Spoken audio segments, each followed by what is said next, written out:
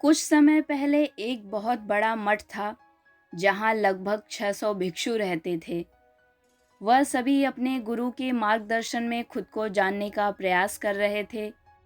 एक दिन एक लड़का उस मठ में शिष्य बनने के लिए आया। उसने मास्टर से कहा, वास्तव में मैं खुद को जानना चाहता हूँ। मैं सच की तलाश कर रहा हूँ। मैं पता लगाना चाहता हूँ कि सच क्या है। मास्टर ने उसे देखा और कहा कि अगर तुम सच जानना चाहते हो तो इसके लिए तुम्हें अपना पूरा जीवन समर्पित करना होगा, क्योंकि सच को जानने में तुम्हारा पूरा जीवन लग सकता है और फिर भी इस बात की कोई गारंटी नहीं है कि इस जीवन में तुम्हें सच का पता लगेगा भी या नहीं। क्या तुम इसके लिए तैयार हो? उसने कहा, मैं अब पीछे नहीं हटूंगा, मैं इसके लिए तैयार हूँ। गुरु ने कहा, अगर ऐसा है तो एक काम करो, इस मठ में 600 भिक्षु हैं, तुम उनके लिए चावल कूटने का काम करो। बस सुबह से शाम तक चावल को कूटते रहो। जब तुम थक जाओ तो सोने चले जाना और फिर अगली सुबह उठकर चावल कूटना शुरू कर देना। इसके अलावा कोई और काम मत करना, किसी और चीज़ के बारे में मत सोचना। बस मेरे बताए हुए रास्ते पर चलते रहना और दोबारा मेरे पास मत आना। ज़रूरत पड़ने पर मैं खुद तुम्हारे पास आऊँगा। उस लड़के ने गुरु के आदेश को मानते हुए चावल कूटना शुरू कर दिया। उस मठ में 600 शिष्य थे। उन सभी को समय समय पर भोजन की ज़रूरत पड़ती थी। इसलिए वह सुबह बहुत जल्दी उठ जाता था और देर रात तक चावल कूटता रहता था। और जब वो थक जाता था तो उसी कमरे में सो जाता था जहाँ वह चावल कूटता था। वो किसी से बात नहीं करता था और ना ही कोई उसके पास बात करने आता था। कुछ महीनों तक चावल कूटते हुए उसके मन में पुराने विचार आते रहे, लेकिन जब उन विचारों को कोई विषय नहीं मिला तो वह अपने आप ही मिट गए। धीरे धीरे उसके मन में विचार कम होने लगे। कुछ सालों के बाद तो वो अपना नाम तक भूल गया। वो हमेशा चुप रहता और विचारहीन अवस्था में बस चावल कूटता रहता। उसने ना तो कभी ध्यान किया था और ना ही कभी कोई धार्मिक किताब पढ़ा था। मठ के बाकी शिष्य उसे मूर्ख समझते थे। ऐसा करते हुए 11 साल बीत गए। 11 साल बाद एक दिन मास्टर ने एक घोषणा किया। मास्टर ने कहा कि अब मेरा आखिरी समय आ रहा है और मुझे अपना उत्तराधिकारी चुनना है, जो मेरे बाद इस मठ का मुखिया होगा।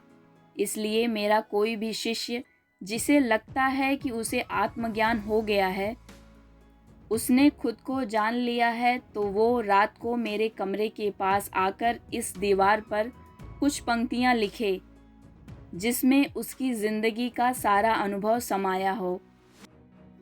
कई शिष्यों ने ऐसा करने के बारे में सोचा। मठ के प्रमुख शिष्यों में से एक ने वहां जाकर कुछ पंक्तियां लिखीं। उसे बौद्ध धर्म ग्रंथों का बहुत ज्ञान था। सभी शिष्यों को लगता था कि वह इस मठ का उत्तराधिकारी बन सकता है।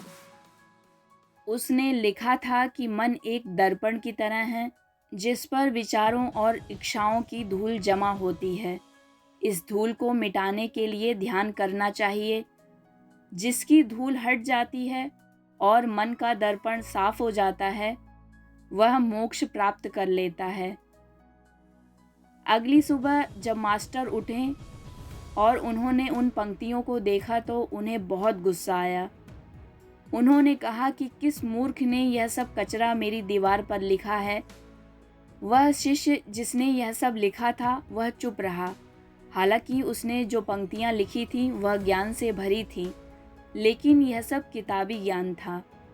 वह शिष्य बहुत चालाक था। उसने पंक्तियां तो लिखी, लेकिन नीचे अपने हस्ताक्षर नहीं किए, क्योंकि वह स्वयं इसके बारे में निश्चित नहीं था कि यह सही है या नहीं, क्योंकि उसे आत्मज्ञान प्राप्त नहीं हुआ था।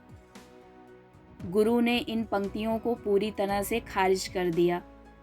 यह देखकर सभी हैरान रह गए। यह घटना पूरे मठ में चर्चा का विषय बन गई। इस विषय पर बात करते हुए 2 शिष्य उस शिष्य के पास से गुजरे जो 11 साल पहले यहाँ आया था और दिन रात चावल कूटता रहता था। दोनों की चर्चा सुनकर वह धीरे से हंस पड़ा। दोनों शिष्यों ने उससे पूछा कि तुम क्यों हंस रहे हो? उन दोनों की नज़र में वो चावल कूटने वाला बहुत ही तुच्छ भिक्षु था। किसी ने भी उसे ना तो कभी ध्यान करते देखा था और ना ही कभी कोई शास्त्र पढ़ते। हर कोई उसे मूर्ख समझता था जो बस चावल कूटना जानता था। इस मठ में बड़े बड़े विद्वान थे, लेकिन उस चावल कूटने वाले को किसी से कोई मतलब नहीं था। इसलिए वह दोनों शिष्य उसे मुस्कुराता हुआ देखकर चकित रह गए। उन्होंने फिर उससे पूछा कि तुम क्यों हंस रहे हो? उसने जवाब दिया, मैं इसलिए हंसा क्योंकि मास्टर सही बोल रहे हैं। यह सभी पंक्तियाँ कचरा हैं। इन पंक्तियों की कोई कीमत नहीं है। वह दोनों शिष्य चौंक गए। उन्होंने उससे पूछा कि क्या तुम कुछ ऐसी पंक्तियाँ लिख सकते हो जो इससे बेहतर हों? चावल पीसने वाले ने जवाब दिया, नहीं, क्योंकि मैं अनपढ़ हूँ। लेकिन हाँ, मैं कुछ पंक्तियाँ कह सकता हूँ, और अगर तुम उन पंक्तियों को लिख सकते हो तो मैं तुम्हारे साथ जाने के लिए तैयार हूँ। उन दोनों शिष्यों ने कहा, ठीक है। वह मास्टर के कमरे के पास गए और चावल कूटने वाले ने कुछ पंक्तियाँ बोली और दूसरे शिष्य ने उसे दीवार पर लिख दिया और उन पंक्तियों के नीचे लिख दिया, चावल कूटने वाला। उन्हें लगा कि मास्टर इस पर भी गुस्सा करेंगे। जो पंक्तियाँ उसने लिखने के लिए कहा था वह बहुत अद्भुत थीं, और वह पंक्तियाँ थीं, मन तो बस एक भ्रम है, ना तो मन है और ना ही मन का कोई दर्पण है, और जब मन ही नहीं है तो धूल कहाँ ठहरेगी। जो यह जानता है वह सच को जान गया है। जब गुरु ने इन पंक्तियों को देखा तो आधी रात को उठे और चावल कूटने वाले के पास गए। वो सो रहा था। मास्टर ने उसे जगाया और कहा, यह लो मेरी छड़ी और मेरे वस्त्र ले लो, आज से तुम मेरे उत्तराधिकारी हो। लेकिन अभी इसी समय इस मठ को छोड़कर दूर चले जाओ, क्योंकि इस मठ में बहुत सारे विद्वान हैं जो खुद को तुमसे श्रेष्ठ मानते हैं। वह तुम्हें कभी मेरा उत्तराधिकारी नहीं बनने देंगे, क्योंकि वो इस बात को बर्दाश्त नहीं कर सकते कि एक साधारण सा चावल कूटने वाला उनसे ज़्यादा विद्वान निकला। तुम्हें वह सारा ज्ञान हो गया है जो मुझे है, और तुम्हें यह केवल चावल कूटते कूटते हुआ है, और मुझे पता है कि तुम जहाँ भी जाओगे लोग तुम्हारे पास आने लगेंगे, क्योंकि जब कोई फूल खिलता है तो उसकी महक हर तरफ फैलने लगती है। उसने अपने गुरु के पैर छुए और रात को ही वहाँ से चला गया। अगर हम अपनी ज़िंदगी में देखें तो पाएंगे कि बहुत से लोग सोचते हैं कि ध्यान केवल एक जगह बैठकर आंखें बंद करके ही किया जा सकता है, लेकिन हकीकत में ऐसा नहीं है। ध्यान तो चलते चलते भी किया जा सकता है, या अपना कुछ काम करते हुए भी ध्यान किया जा सकता है। असल में ध्यान का मतलब यह है कि आप जो भी काम कर रहे हैं उसे इतनी लगन से करें कि आपको अपने शरीर का भी ध्यान ना रहे। बिल्कुल उस चावल पीसने वाले की तरह जो चावल कूटने में इतना मगन हो गया कि उसे खुद का कुछ ख्याल ही नहीं रहा। चावल कूटते हुए उसने आत्मज्ञान प्राप्त कर लिया। इसी तरह आपको हर समय वर्तमान में रहना और कुछ नहीं सोचना चाहिए, क्योंकि मन तब तक ही है जब तक विचार है, और जब विचार ही नहीं रहेंगे तो मन भी गायब हो जाएगा, और जब मन ही नहीं रहेगा तभी केवल आप अपने आप को अच्छे से जान पाएंगे।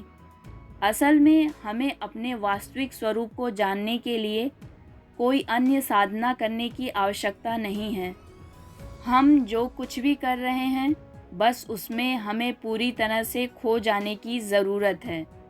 अपने काम में इस तरह से लीन हो जाओ कि आपका काम ही ध्यान बन जाए। ये कहानी अगर आपको अच्छी लगी हो तो चैनल को लाइक, शेयर और सब्सक्राइब कीजिए ताकि आने वाली कहानियों को आप सुन सकें।